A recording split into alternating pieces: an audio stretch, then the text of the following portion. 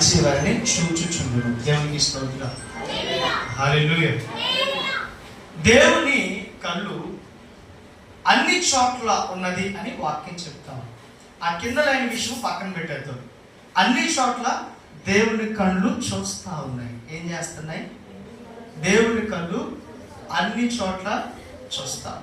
మీకు అర్థం కావడం కొరకు ఒక విషయాన్ని నేను తెలియజేస్తాను. డ్రైవింగ్ చేస్తున్నటువంటి ఏ మనుష్యుడైనా నేను స్ట్రైట్గా ఒకటే లైన్ చూసుకొని వెళ్తాను అని అంటే అది ఉపయోగం కానిది, అవసరం లేదు. డ్రైవింగ్ సీట్లో కూర్చున్నప్పుడు అది బండి కావచ్చు, కారు కావచ్చు, వాట్ ఎవర్ ఇట్ ఈస్, రెండు పక్కల ఉన్నటువంటి అద్దాలను వెనక వైపు వచ్చే వాటిని గమనించుకుంటూ ఉండాలి. ముందు ఏదైతే వెహికల్స్ వెళ్తున్నాయో వాటిని గమనించుకుంటూ ఉండాలి.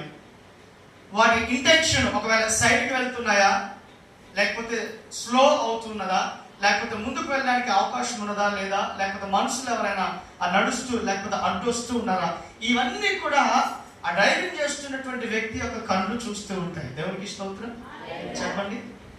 డ్రైవింగ్ చేస్తున్నటువంటి వ్యక్తి యొక్క కళ్ళు ఈ రోడ్డు మీద ఏ సందర్భము జరుగుతూ ఉన్నదో వీటన్నిటిని గమనిస్తూ ఉంటాయి. వీటిని ఒకవేళ గమనించకపోయినట్లయితే అది ఆ డ్రైవ్ చేస్తున్నటువంటి వ్యక్తికి అనార్థము అనే చెప్పుకోవాలి.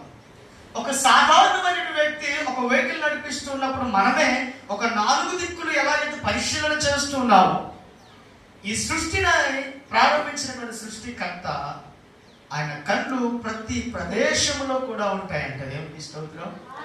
ఆయన స్టేట్మెంట్ చెప్తున్నాయి, యెహోవా కళ్ళు ప్రతి స్థలాన్ని చూస్తూ ఉన్నాయి. ప్రతి స్థలము మీద ఆయన కన్ను దృష్టి ఉన్నది. ఆ కింద చెప్తున్న మాట ఏమిటంటే, అందరూ అనుకుంటారు దేవుడు మంచి వాళ్ళకి సహాయం చేస్తాడా అని అంటారు, దేవుడు మంచి వాళ్ళని పట్టించుకుంటాడా అని అంటారు. ఇక్కడ వాక్యం ఏం చెప్తుందనంటే, అది చెడ్డవారిని చూస్తూ ఉన్నది, మంచి వారిని కూడా చూస్తూ ఉన్నది. దేవునికి స్తోత్రం.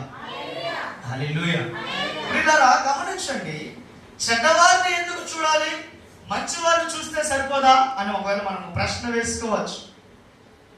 ఇప్పుడు సంతోషును స్టాలిన్ ఇద్దరు ఉన్నారు. అందులో ఒకడు మంచోడు, ఒకడు చెడ్డ.